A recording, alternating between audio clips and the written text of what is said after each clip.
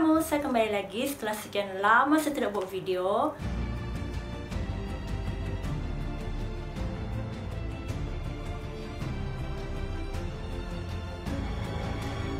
Untuk cerita kali ini adalah sangat menarik karena the murder is very unexpected. Pada 12 Februari 1993, negara England bahkan dunia dikejutkan dengan sebuah kes penculikan yang melibatkan seorang kanak-kanak ataupun bayi yang berusia 2 tahun bernama James Bulger. Pada 11 siang 12 Februari itu, si James Bulger ini dibawa oleh ibunya pergi ke salah satu tempat pusat membeli belah. Jadi ibu kepada James Bulger ini masuk ke kawasan tempat membeli daging. Sedang si ibu James Bulger ini bertanya-tanya kepada orang menjual daging itu pasal harga dan sebagainya.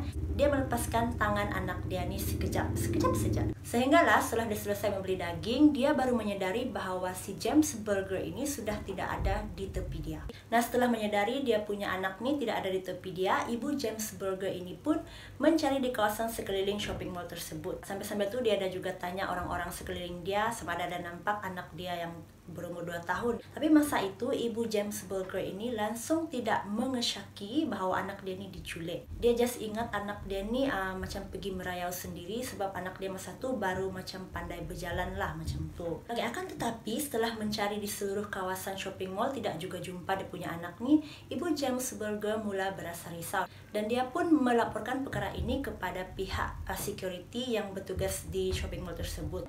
So, melalui CCTV yang ada di shopping mall tersebut, pada hari yang sama, terdapat 2 orang budak lelaki dalam lingkungan umur 10 tahun masuk ke dalam shopping mall tersebut. Jadi, 2 orang budak ini dikenali sebagai John Venable dan Robert Thompson.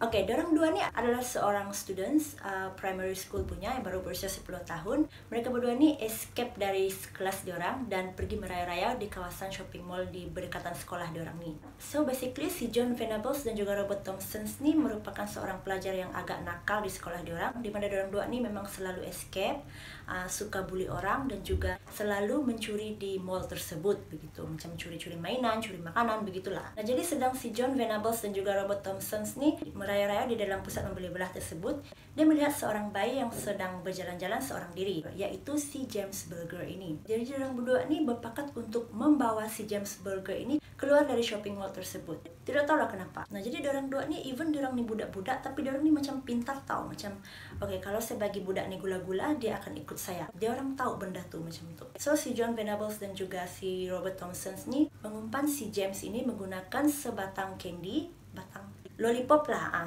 menggunakan satu lollipop. Yalah, budak kecil kan, kamu bagi dia candy mesti dia akan ikut kamu. Nah, setelah berhasil mengumpan si James Bulger ini, mereka berdua membawa si James Bulger ini keluar dari pusat membeli belah tersebut. Tapi si James Bulger ni kan dia langsung tidak menangis, macam dia merasakan bahwa dia menjumpai kawan baru. Nah, jadi setelah mereka keluar dari kawasan shopping mall tersebut, mereka ni sempat macam jalan-jalan dulu di kawasan itu. Nah, malahan juga ada beberapa orang yang sempat menegur mereka ni macam, wah, so cute begitu kan, dan menyangka bahwa mereka bertiga ini adalah adik-beradik. So, diorang ingat si John Venable dan Robert Thompson ini sedang membawa adik kecil mereka berjalan-jalan lah macam tu. So, that's why they think that it's cute begitu. Setelah mereka berdua ni puas membawa si James Bulger ni jalan-jalan di kawasan itu, mereka berdua pun membawa si James Bulger ke kawasan yang sunyi, yaitu berdekatan dengan kawasan laluan kereta api. Di sini tempat ni memang sunyi, tak ada orang sudah. Biasalah kawasan laluan kereta api kan, dan di dekat-dekat tu pun macam ada kawasan kilang-kilang pembinaan begitu. Nah, di sinilah di mana si John Venable dan juga Robert Thompson ini melakukan kekerasan terhadap si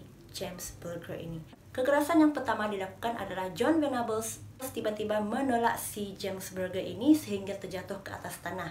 Nah, di sini barulah si James Bulger ini start menangis. Tapi sayangnya kawasan itu memang tidak ada orang yang lalu lalang, jadi tak ada orang yang macam dengar ataupun tengok diorang tiga ni lah. Dan pada masa yang sama juga, si Robert Thompson ini mengambil satu tongcat di kawasan pembinaan itu. Actually, saya pun tidak dapat imagine lah, mungkin dia ambil tu tongcat yang kecil kali. Ialah budak 10 tahun kan, macam mana dia boleh angkat cat yang besar kan? Macam tidak logik lah kalau dia angkat tongcat yang besar begitu. Dan setelah dia mengambil cat tersebut, dia terus menyimbah muka si James Bulger ini menggunakan cat sehingga si James Berger ini tidak dapat melihat. Oke, itu kekerasan yang kedua. Oke, kekerasan yang ketiga dilakukan adalah mereka berdua juga turut menyumbat bateri-bateri lama ke dalam mulut si James Berger. Dalam masa yang sama, diorang juga menggunakan bateri ini untuk memukul si James Berger ini sehingga cedera. Bayangkan guys, budak umur 2 tahun dipukul dengan bateri, which is besi batu. I even can't imagine how painful is that untuk budak yang baru 2 tahun, oke? Dan seterusnya, si John Venables dan juga Robert Thompson ini mengambil satu besi yang beratnya adalah 10 kg. Mungkin orang dua macam gotong royong kali angkat tuh besi. Dan menghempapkan besi tersebut di atas kepala si James Berger. Dan inilah yang menyebabkan keretakan kepada kepala James Berger sehingga ia meninggal serta-merta. Nah, tapi kekejaman mereka dua ini belum berakhir di situ. Seterusnya, orang berdua ini mengangkat tubuh si James Berger ini dan meletakkan tubuh si James Berger ini di atas laluan kereta api. Macam how come kan budak 10 tahun macam tu boleh terfikir untuk buat perkara macam tu. Dan laluan kereta api itu bukannya laluan kereta api lama tau, ia memang laluan aktif kereta api. Sehinggalah apabila ada kereta api datang dan menggilis badan kecil si James Berger ini sehingga saya tidak mau sebut, kamu orang boleh agak sendirilah macam mana. Jadi sebenarnya saya pun tidak paham apa tujuan diorang berdua ini macam buat macam tu dekat James Berger nih. Tapi apabila ditanya oleh pihak polis, diorang berdua nih menjawab, it's just for fun because we are bored. Sebab diorang bosan. Dan tempat yang kesian kan, masa diorang tengok CCTV tu, ibu kepada si James Berger nih melihat anak dia dibawa oleh 2 orang kanak-kanak yang berusia 10 tahun keluar dari shopping mall itu.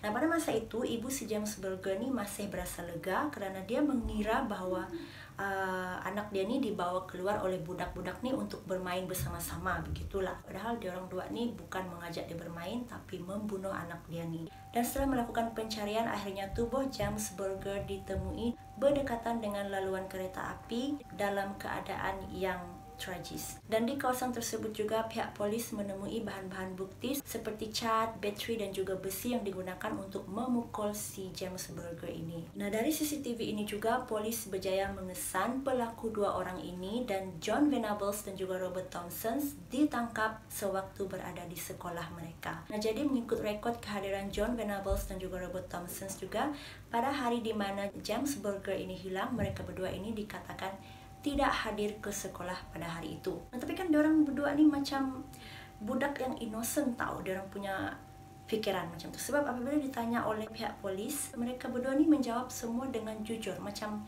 A to Z clearly. Macam diorang tidak tahu pun yang apa yang diorang buat tu adalah salah. So guys, dari kes ini banyaklah orang-orang ataupun ibu bapa yang membuat persepsi ataupun bagi opinion diorang tentang perkara ini. Di mana mereka berpendapat bahawa kita harus membatasi pergaulan sosial anak-anak kita, terutamanya apa yang mereka tonton di dalam TV ataupun dengan siapa mereka bergaul. Saya harap kita boleh mendapatkan pengajaran daripada kes ini untuk membatasi pergaulan anak-anak kamu orang. Saya belum ada anak lah, tapi mungkin kamu orang ada anak buah kah ataupun kakak kamu yang sebagai parents kah, boleh ingatkan diorang. So guys, itu saja video untuk kali ini. Jangan lupa like, comment dan juga subscribe dan share kalau sudi. I'll see you guys in the next video. Bye kamu.